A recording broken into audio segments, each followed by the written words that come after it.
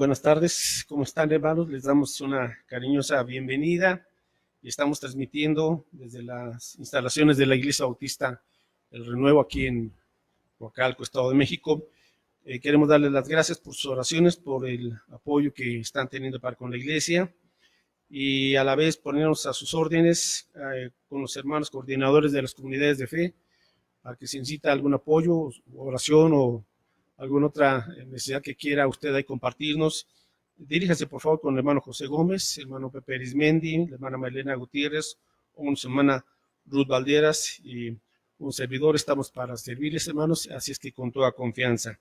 Bueno, pues vamos a orar para poder dar inicio a este mensaje y nos ponemos en las manos de nuestro Señor. Gracias te damos, Padre Santo, por tu bondad, por tu paciencia, por tu misericordia, porque, Señor, eres sabio, eres poderoso, eres soberano, y sin duda que estás hablando, Señor, a todo el mundo a través de esta situación que estamos atravesando. Permítenos tener oídos dóciles, oídos dispuestos a lo que tu Espíritu Santo nos comunica, nos instruye, nos enseña, para que podamos responder, Señor, en confianza y en obediencia a las indicaciones que tú tienes para con cada uno de nosotros. Oramos también rogando la limpieza, el perdón de nuestras ofensas a través de la sangre de Cristo y que este mensaje, Señor, pueda ser de edificación y de bendición para todos los que estamos escuchando. Dirígenos en el nombre de Jesús, te lo rogamos. Amén, Padre. Busque, por favor, en su Biblia en el Antiguo Testamento y hoy vamos a ver la historia de dos reyes de Israel. Y en el segundo libro de Crónicas, capítulo 28, por favor. Dos reyes jóvenes, ¿verdad? El primer rey que vamos a ver es Acaz, el rey Acaz tenía 20 años. Posteriormente veremos al rey Ezequías, quien tenía 25 años. Entonces, dos reyes jóvenes que gobernaron, pero de manera muy distinta sobre el pueblo de Israel. Y segundo libro de Crónicas, capítulo 28. Vamos a leer solamente, por favor, los versos del 1 al 5. Segundo de Crónicas, capítulo 28, versos del 1 al 5. Dice aquí la escritura: de 20 años era Acaz cuando comenzó a reinar, y 16 años reinó en Jerusalén, mas no hizo lo recto ante los ojos de Jehová como David su padre. Antes anduvo en los caminos de los reyes de Israel, y además hizo imágenes fundidas a los Baales, quemó también incienso en el valle de los hijos de Hinnom, e hizo pasar por fuego, conforme a las abominaciones de las que Jehová ha dejado de la presencia de los hijos de Israel. Asimismo, sacrificó y quemó incienso en los lugares altos, en los collados y debajo de todo árbol frondoso, por lo cual Jehová su Dios lo entregó en manos del rey de los sirios, los cuales lo derrotaron y le tomaron gran número de prisioneros que llevaron a Damasco. Fue también entregado en manos del rey de Israel, el cual lo batió con gran mortandad. Bueno, hoy vamos a ver este mensaje titulado Aviva tu comunión con Dios. Aviva tu comunión con Dios. Como decía aquel gran escritor cristiano del siglo pasado, de apellido Luis, el dolor es el megáfono de Dios mediante el cual le está hablando a un mundo sordo. El dolor es el megáfono de Dios mediante el cual le está hablando a un mundo sordo. Bueno, y estas palabras yo creo que vienen muy a esta época en la cual esta pandemia está trastocando la vida del mundo entero. Todos los aspectos de la vida están siendo trastocados por este microbio del coronavirus. Pero tenemos que hallarle sentido los creyentes, y también la gente se está preguntando por qué, para qué, qué es lo que está sucediendo realmente. Bueno, si creemos en un Dios soberano, mis hermanos, pues obviamente que Dios no está quieto, ¿verdad? Que Dios está hablando y Dios está actuando y Dios está cumpliendo sus propósitos, y aún Dios tiene que usar este tipo de situaciones porque Dios sabe que si seguimos como estamos, sin tomarle en cuenta a Él, la humanidad simple y sencillamente va a la perdición y a una condenación eterna. Dios interviene de manera que a veces no entendemos, pero a fin de cuentas es un Dios de amor, un Dios santo, un Dios justo y un Dios sabio. Entonces vamos a aprender a través de estos dos reyes la necesidad de que en verdad podamos vivir en una entrega y en una dedicación que nuestro Dios merece. En primer lugar, este rey llamado Acaz, este joven rey de 20 años, nos dice en el verso 1 que no hizo lo recto ante los ojos de Jehová. O sea, cuando él comienza a reinar, simple y sencillamente no toma en cuenta la palabra de Dios. Él sabía, obviamente, de los mandamientos de Dios, pero no le hace caso y él establece su propia voluntad, sus propios planes, y con esa frase describe todo su reinado. No hizo lo recto ante los ojos de Jehová.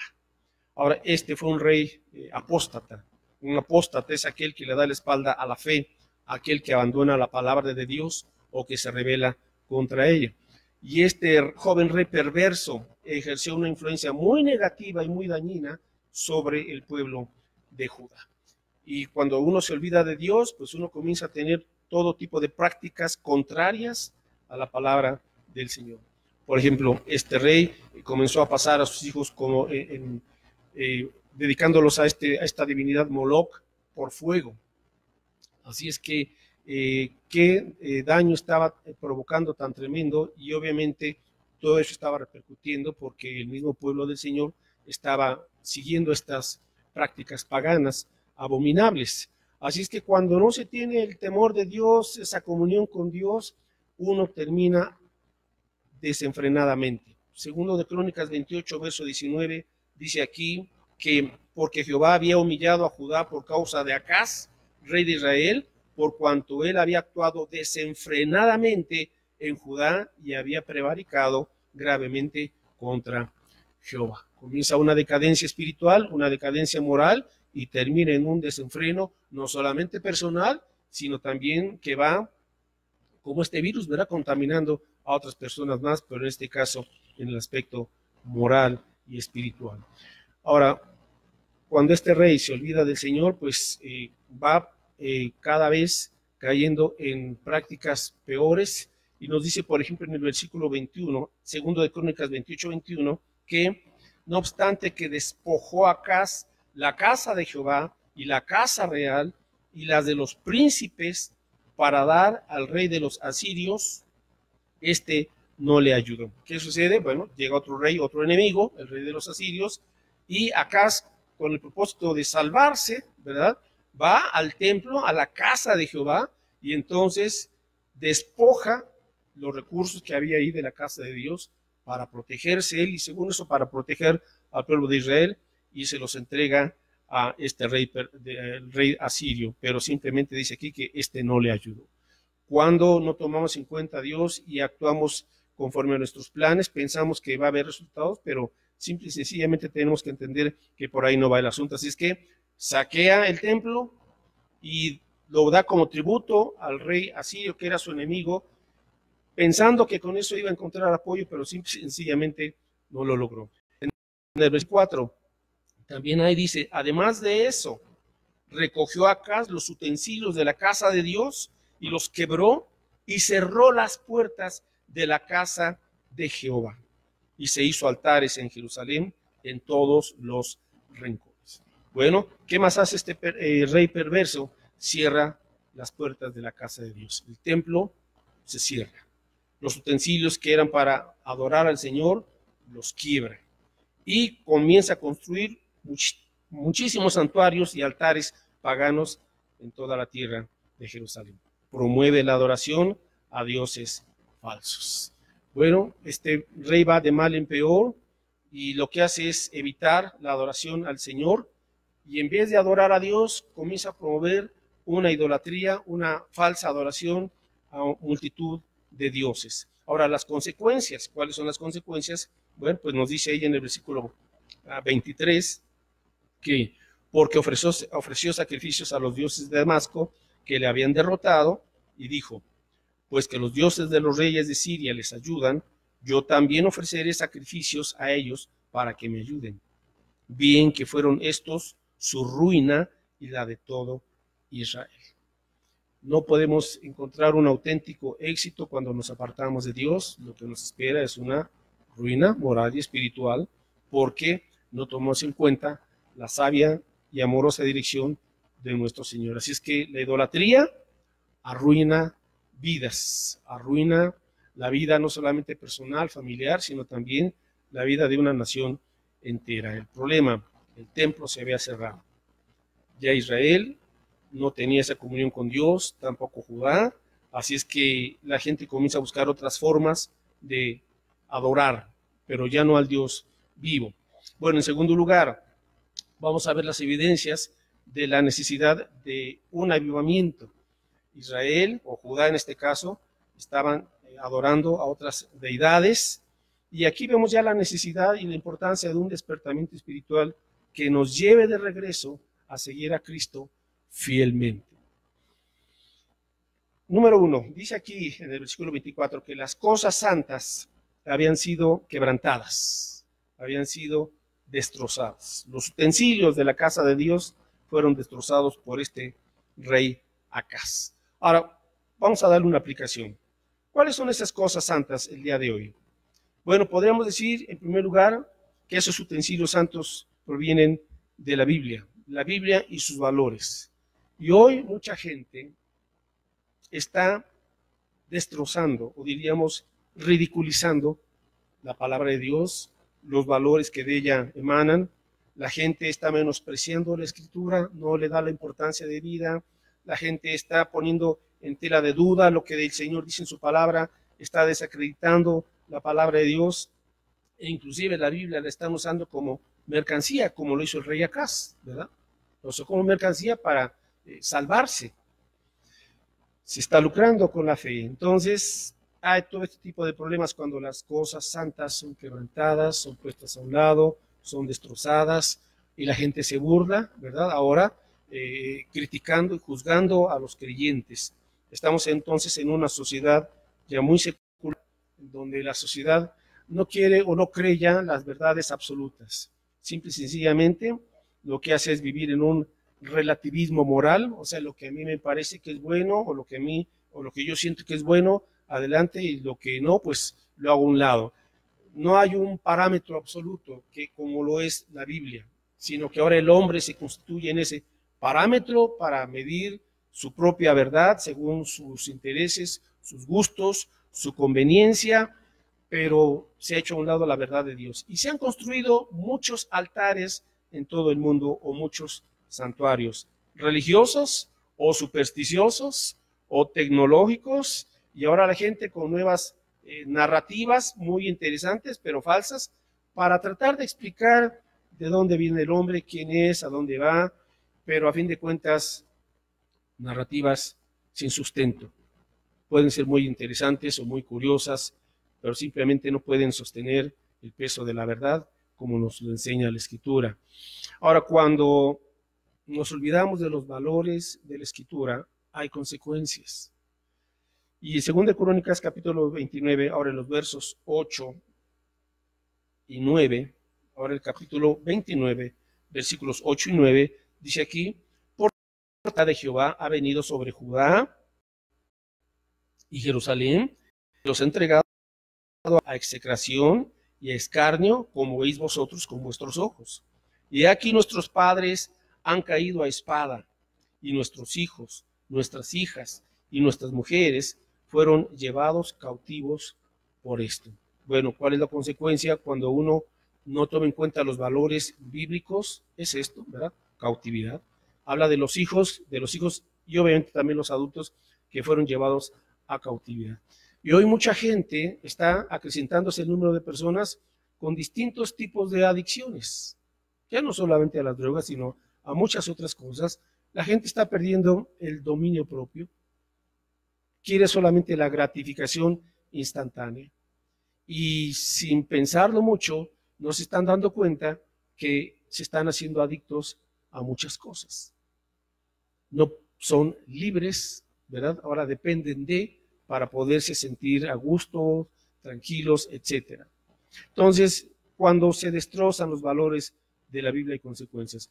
¿Por qué se necesita un avivamiento? En segundo lugar, porque se cierra muchas veces el camino de acceso a Dios, es decir, se cierran los templos. Segunda de Crónicas 28, verso 24, segunda de Crónicas 28, 24, dice aquí entonces que este rey Acaz recogió los utensilios de la casa de Dios y los quebró y cerró las puertas de la casa de Jehová. ¿Cuándo se necesita un avivamiento? Cuando se impide que la gente adore libremente al Dios verdadero. Pero también hay gente que conociendo ya la Escritura y sabiendo de la palabra de Dios, nunca se paran en un templo. Prefieren asistir a sus entretenimientos, a sus diversiones, a sus ocupaciones y a sus trivialidades, pero no quieren buscar a Dios en serio. La gente se olvida de guardar el día del Señor para congregarse, adorar a Dios, aprender su palabra. Pero ahora que están cerrados los templos y los templos de toda fe confesional, pero ahora quiero hablar a los creyentes, cuando los templos evangélicos y cristianos se han cerrado, ¿cuál es su sentir? ¿Cuál es su pensar? ¿Cuál es su actitud? Y si usted ama al Señor, sin duda alguna que extrañará grandemente la convivencia con los hermanos, el compañerismo fraternal, la exposición de la palabra de Dios junto a otros hermanos en la fe, el orar juntos, el compartir testimonios. Pero a veces hemos perdido ese propósito principal de un encuentro con el Señor, de una renovación en nuestra dedicación a Cristo. Y podemos tomarlo como una rutina más y sin tener mayor efecto en nuestra propia vida. Entonces, yo creo que cerrar de los templos, pues viene para que podamos reflexionar en nuestro caminar con el Señor, si es que hemos estado en una rutina simplemente sin mayor repercusión, sin mayor impacto, sin mayor transformación, o si de veras el estarnos congregando estaba trayendo bendición como es el plan de Dios.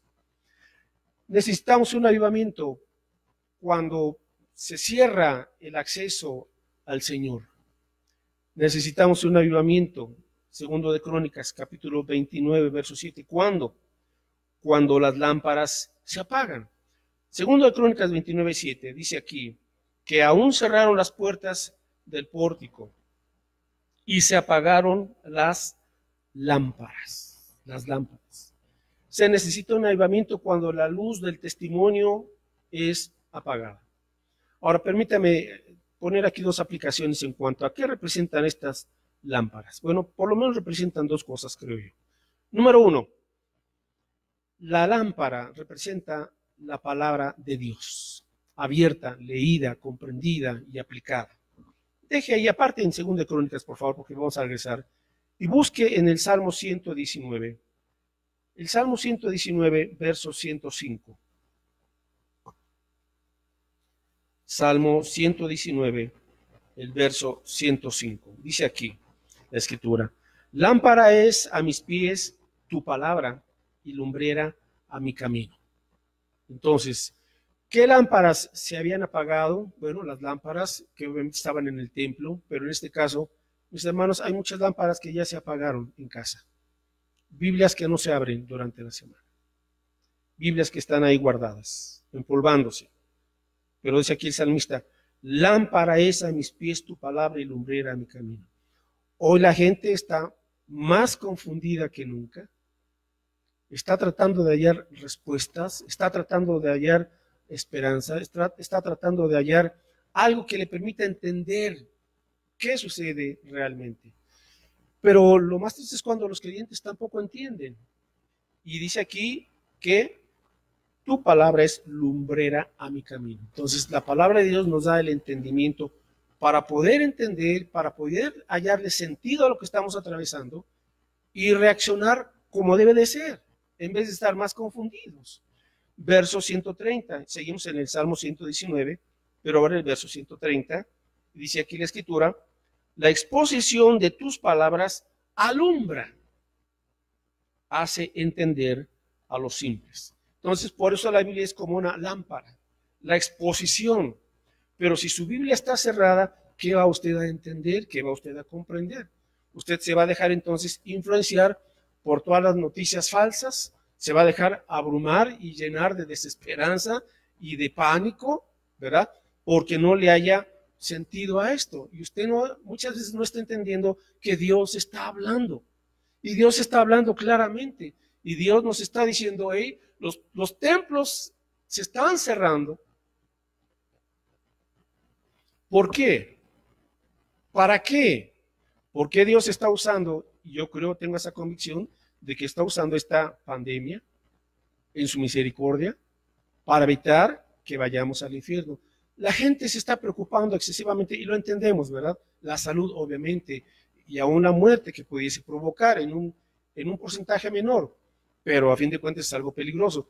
Sin embargo, nuestro enfoque es solamente la salud y evitar la muerte por este virus. Cuando sabe cuál es el sentido real, debiésemos de entender que hay otro microbio más peligroso y más letal que se llama pecado. Pecado.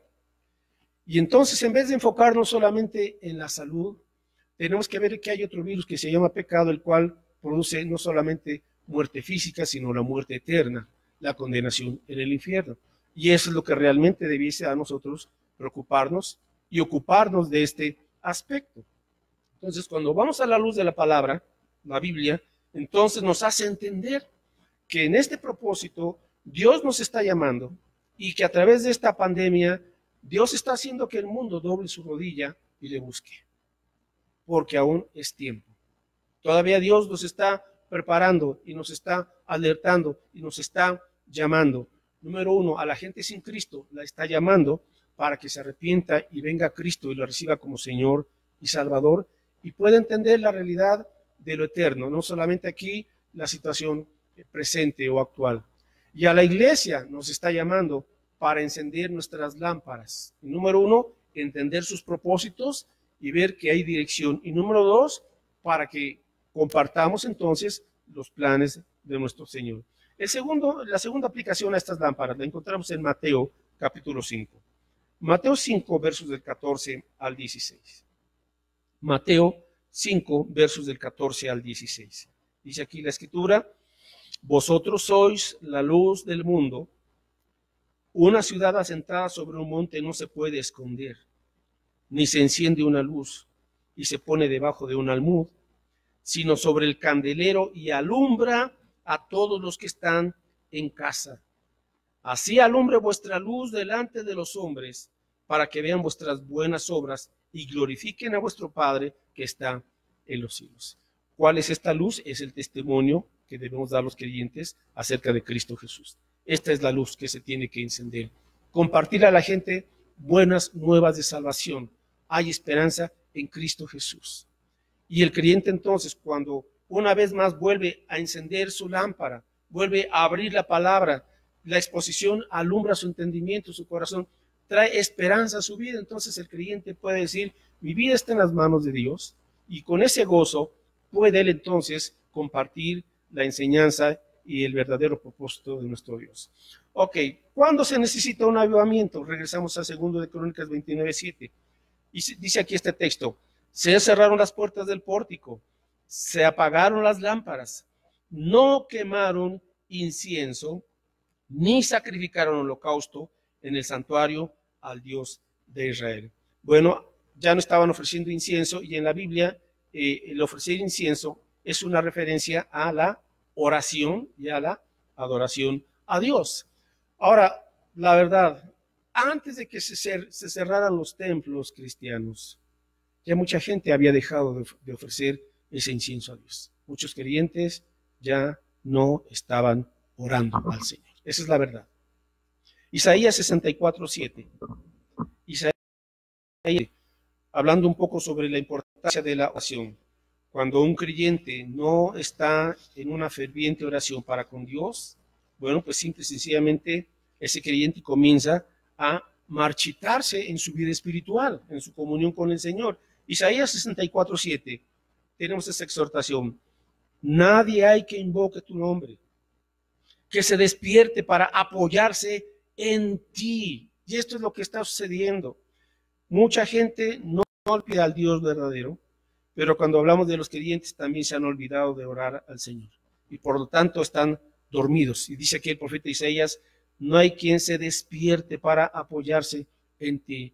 Escuchemos el megáfono de Dios a través de esta pandemia. Dios nos está diciendo, apóyense en mí únicamente. Mis hermanos, nuestra esperanza no está en una vacuna, en un político, en una situación financiera. Todo eso es voluble, todo eso es frágil, lo estamos viendo. En cuestión de días y semanas, quiebras por todos lados y en todos los aspectos.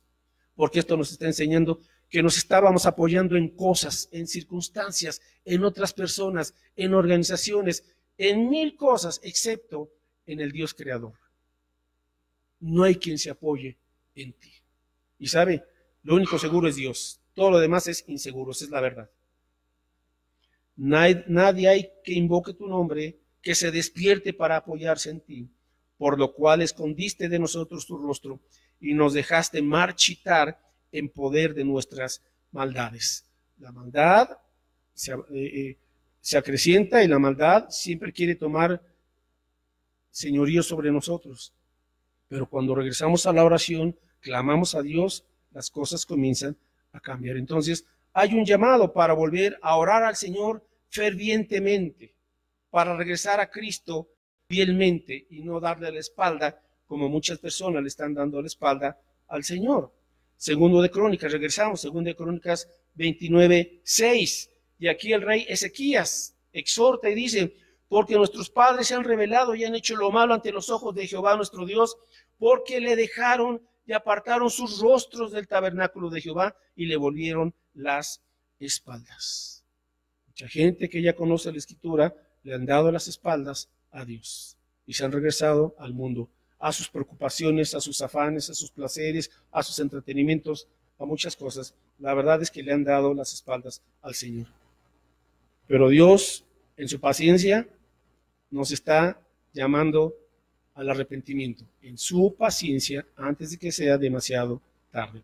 Ahora veamos al rey Ezequías, segundo de Crónicas 29, un rey joven también, sí, tenía 25 años, y nos dice en el versículo 1, segundo de Crónicas 29:1, comenzó a reinar Ezequías, obviamente después de que muere el rey Acaz, comienza a reinar este rey Ezequías, siendo de 25 años, y reinó 29 años en Jerusalén.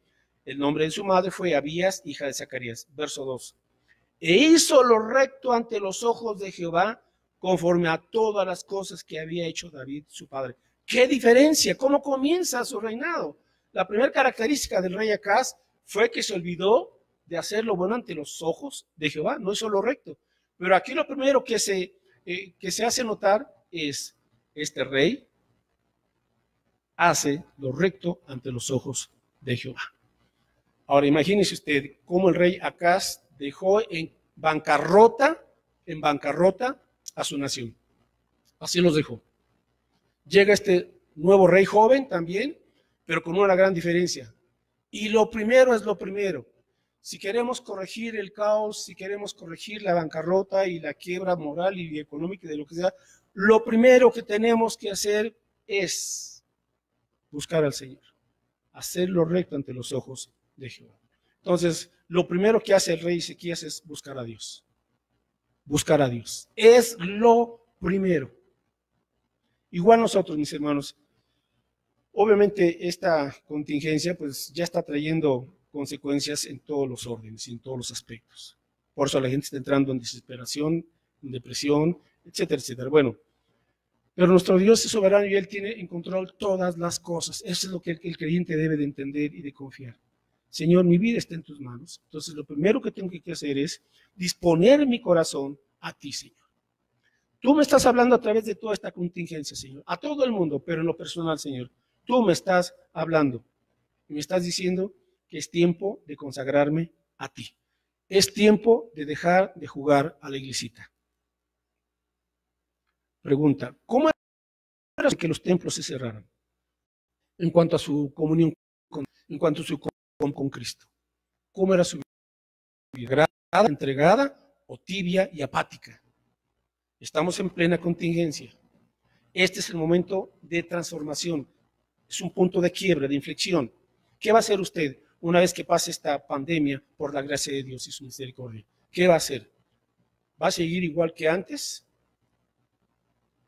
¿O va a asumir algún cambio? Yo creo que lo que Dios nos está diciendo es: conságrate a mí, dice Dios.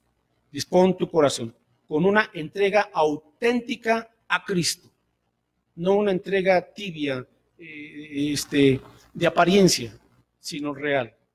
Entonces, lo primero que hizo el rey Ezequías, este joven, fue consagrarse al Señor, hacerlo recto ante los ojos del Señor. Número 2, a continuación, vemos en el versículo 3, segundo de Crónicas 29:3.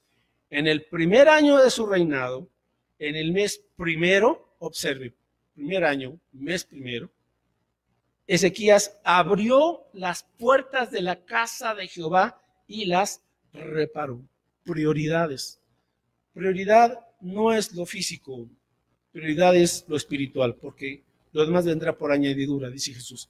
Busca primeramente el reino de Dios y su justicia, y todas estas cosas vendrán por añadidura. ¿Qué hace el rey Ezequías?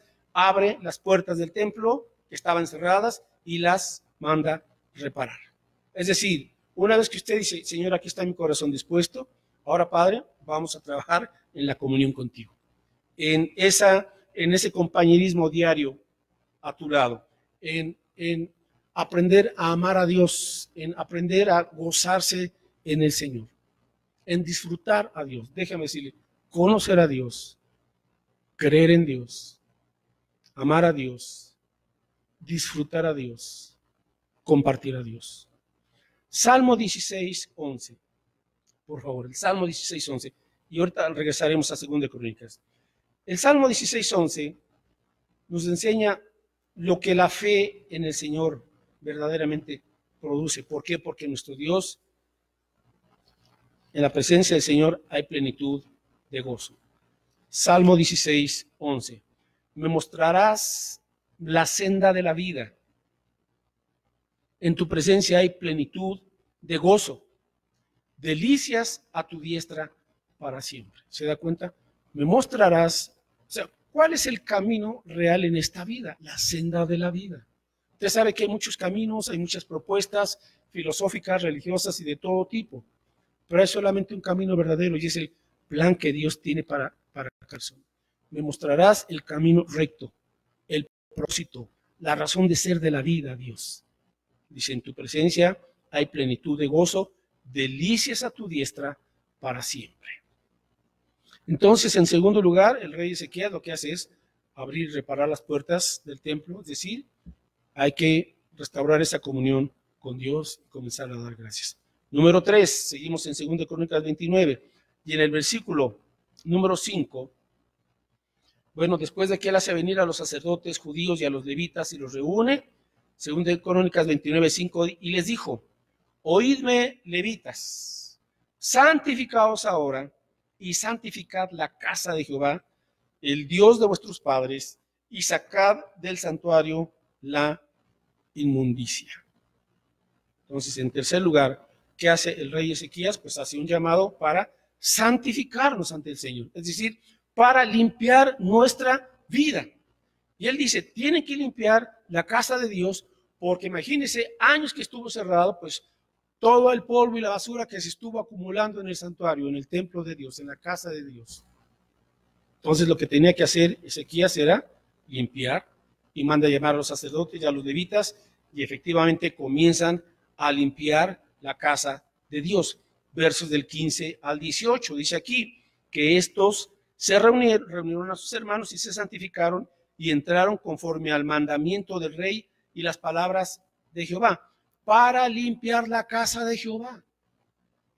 Verso 16, y entrando los sacerdotes dentro de la casa de Jehová para limpiarla, sacaron toda la inmundicia que hallaron en el templo de Jehová, en el atrio de la casa de Jehová, y de allí los levitas la llevaron fuera al torrente de Cedrón. ¿Qué significa esto, mis hermanos? Pues debe haber un arrepentimiento sincero delante de Dios, cada quien confesarle y echar fuera lo impuro, todas las cosas que permitimos que se acumularan antes de que se cerraran los templos aquí en nuestro país. Tenemos que hacer un examen delante de su Espíritu Santo. Decir, Señor, lo impuro, todo pecado, por ejemplo, deseos, hábitos, actitudes de la carne, tenemos que echarlas. Distracciones que nos han quitado tiempo, ídolos que hemos permitido, incredulidad, compromisos oscuros, lo que sea, prácticas que no le agradan a Dios, todo eso tiene que ser echado fuera, todo lo impuro. La casa, ahora dice la Biblia en el Nuevo Testamento, que nosotros somos templo del Espíritu Santo. ¿Por qué no tenemos luego gozo en servir al Señor, en tener comunión con Él? Por el pecado que hemos permitido que se arraigue ahí en lo profundo de nuestro corazón. Entonces el llamado es obvio. Santifica tu vida, ponte a cuentas con Dios, deja de justificar tu pecado, deja de racionalizar aquello que sabes que está mal ante los ojos de Dios, échalo y ahora, dice aquí que lo llevaron fuera. O sea, la basura no puede permanecer dentro, porque Dios es un Dios santo, limpio, puro, perfecto, que aborrece el pecado. Pero lo llevaron al torrente de Cedrón. Y vamos a hacer aquí un breve paréntesis. El arroyo de Cedrón. ¿Sabe usted? Fueron ahí los levitas y los sacerdotes y toda la basura la llevaron a ese arroyo, a ese torrente. ¿Sabe usted quién atravesó ese torrente de Cedrón 3 o 4 siglos después? Sí. Busquen Juan 18:1, por favor. ¿Quiénes atravesaron ese torrente de Cedrón? Juan 18:1 dice aquí que fue el mismo Señor Jesucristo quien atravesó el torrente de Cedrón con sus discípulos. Juan 18:1.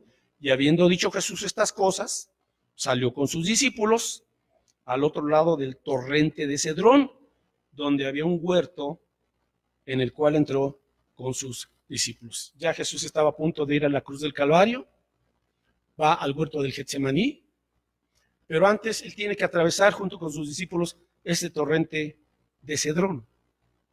Ahora, ¿cuál es la relación? Quiero hacer y la aplicación. En esa época donde Jesús estaba atravesando el torrente de Cedrón, era la época de la Pascua, una de las fiestas principales de los judíos. Entonces, miles de judíos que estaban dispersos en la época de la Pascua regresaban a Jerusalén con sus familias y cada persona o familia ofrecían su respectivo cordero. Iban al templo judío y ahí llevaban su cordero. Según un censo, en esa época en la que se nos menciona aquí a Jesús, en esa Pascua, hubo 362,000 corderos sacrificados durante esa semana de la Pascua. Imagínense, 362,000 corderos sacrificados. Todos los corderos eran inmolados en el templo. La sangre era rociada sobre el altar como un sacrificio a Dios para cubrir sus pecados. Entonces, toda esa cantidad, toda esa sangre, ¿a dónde iba a parar? Bueno, ellos habían construido un que iba directo del templo al arroyo de Cedrón. Así es que durante esa semana, imagínese usted cómo ese arroyo, ese pequeño arroyo, se teñía de rojo por la sangre. Entonces, en vez de ser agua cristalina, tomaba ese color rojo por la sangre de los corderos. Esa sangre ceremonialmente cubría los pecados, pero no los quitaba. Pero es hasta que Jesús va a la cruz del Calvario y Él vierte su sangre preciosa en la cruz del Calvario, que esa sangre no solamente cubre, sino limpia, quita el pecado de una vez por todas. Por eso Juan el Bautista dijo, he aquí el Cordero de Dios que quita el pecado del mundo. Ahora, mis hermanos, ¿qué tenemos que hacer con todos esos pecados, con todas esas situaciones en nuestra vida? Llévelas al arroyo de Cedrón. Y diríamos, llévelas o lávelas, póngalas en la sangre de Cristo. La sangre de Jesús, que Él vertió en la cruz del Calvario para perdonarnos y limpiarnos, tiene poder el día de hoy. Y aquí tenemos que recordar también en estos días que Cristo murió en nuestro lugar, Él fue nuestro sustituto, Él llevó la ira justa de Dios que merecíamos nosotros, Él llevó a nuestras maldades, Él se hizo pecado en nuestro lugar, Él sufrió nuestro infierno en la cruz del Calvario, Él llevó toda la maldad del mundo a vida y por haber, todos nuestros pecados pasados, presentes y futuros fueron puestos sobre su cuerpo precioso. Murió el Salvador por nosotros. Tomó nuestro lugar, el Cordero de Dios. Fue sepultado. Pero al tercer día se levantó victorioso. Jesús resucitó, venció al pecado, venció a la tumba, venció a la muerte, venció al diablo, venció al mundo. Él se levantó victorioso para decirnos que Él vive y Él ahora quiere no solamente perdonarnos y limpiarnos, sino Él quiere reinar en nuestra vida. ¿Qué harás tú con esta invitación que Cristo te hace? Ven a Él en arrepentimiento, en fe, entrégale tu vida y síguele. Y tu vida no será la misma. Esta es la buena noticia, que en Cristo Jesús hay perdón de pecados, que en Cristo Jesús hay una vida nueva, que en Él hay una vida eterna y que ahora podemos tener una nueva relación con Dios. ¿Qué estás escuchando en estos días? ¿Estás escuchando que Dios te está diciendo algo a través de esta situación, a ti en lo personal? Dos preguntas. ¿Qué lecciones estás aprendiendo ahorita? Y dos, ¿qué ajustes debes de realizar? ¿O vas a seguir igual que antes? No desperdicies esta preciosa oportunidad. Y concluyo con esto, regresando a 2 de Crónicas 29:11. 2 de Crónicas 29:11, dice el rey Ezequías, bueno, él dice en el verso 10, ahora pues yo he determinado hacer pacto con Jehová, el Dios de Israel, para que aparte de nosotros el ardor de su ira. Hijos míos, no os engañéis ahora, porque Jehová os ha escogido a vosotros para que estéis delante de él y le sirváis y seáis sus ministros y le queméis incienso. Entonces se levantaron los levitas. Concluyo con este punto. Dios, una vez que nosotros hemos dispuesto nuestro corazón, que estamos comenzando esa comunión con Cristo y que nos hemos arrepentido y hemos santificado nuestra vida al confesarle y dejar nuestros pecados, ahora viene este aspecto, y con esto termino. Ahora Dios nos señala y nos asigna esta responsabilidad. ¿Cuál es? En primer lugar nos dice ahí en el verso 11, Jehová os ha escogido a vosotros. Número 1, hay un privilegio. Usted no escogió a Dios, Dios le escogió a usted. Él le llamó a usted por su gracia. Ahora, si usted no le había escuchado antes porque andaba distraído o andaba ocupado en lo que sea menos en Dios, bueno, ahora Dios le está llamando para que usted por su gracia venga a Él. Somos llamados por su gracia, no por cuán buenos somos, no por cuán inteligentes somos, no porque nos lo merezcamos, no, por su gracia. Dios toma la iniciativa, Él nos amó primero y envió a Cristo para morir por nosotros, pero Él nos escoge por su gracia. Es decir, que Dios nos toma en cuenta. Dios se acuerda de nosotros. Dios no se ha olvidado de nosotros, como mucha gente puede pensar. Dios le está llamando por gracia. 2, dice que Dios nos escogió para que estemos delante de Él. Ahora, ¿qué significa esto? Bueno, para que aprendamos a esperar en Él, a esperar y recibir la dirección de su palabra. Eso es estar delante de Él. Esperar ahora en el Señor, buscarle en su palabra, buscarle en oración y que su Espíritu Santo nos vaya indicando cada día cómo vivir, qué decisiones tomar, cómo enfrentar las crisis como esta.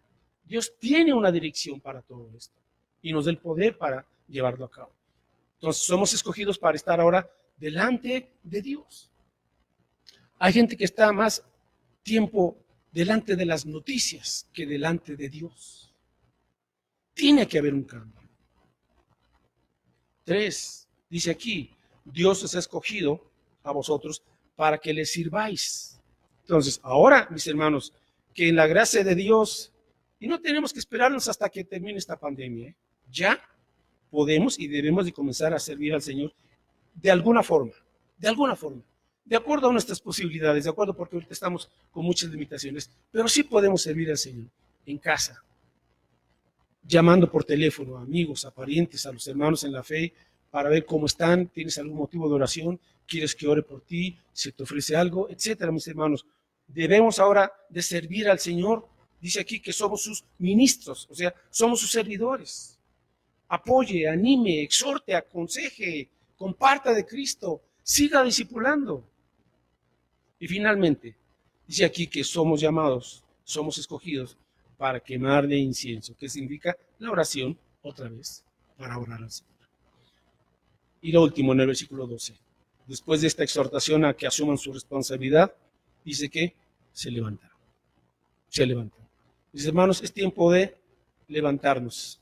Levantarnos, y aunque físicamente las puertas de los templos estén cerrados, las puertas del templo, que es nuestro cuerpo, están abiertas al Espíritu Santo para que nosotros sirvamos al Señor. Y concluyo con esto. Dios está usando esta pandemia, escúchelo bien, para sacarnos de tibieza, de indiferencia, de decadencia y aún de depravación. Dios está usando esta situación para traernos a donde Él siempre ha querido llevarnos. ¿Sabe usted qué es? Lo encontramos ahí en Filipenses 1:21, ni más ni menos lo que dice Pablo. Porque para mí el vivir es Cristo. No menos que esto.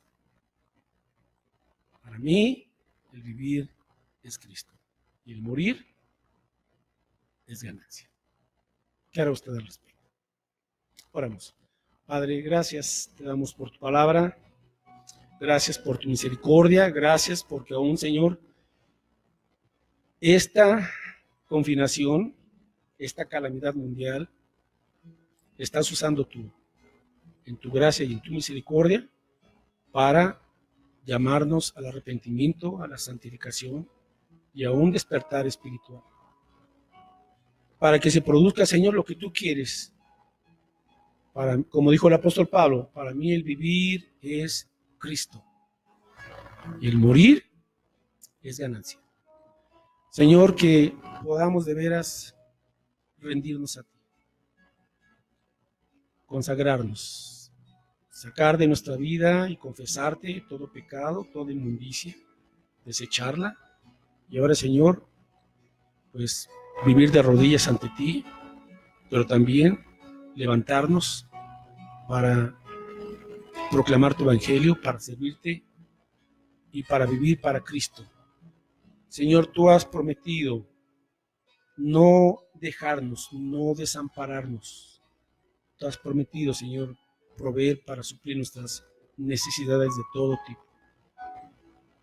Pero permítenos a nosotros confiar en ti y entender, Señor, que tú quieres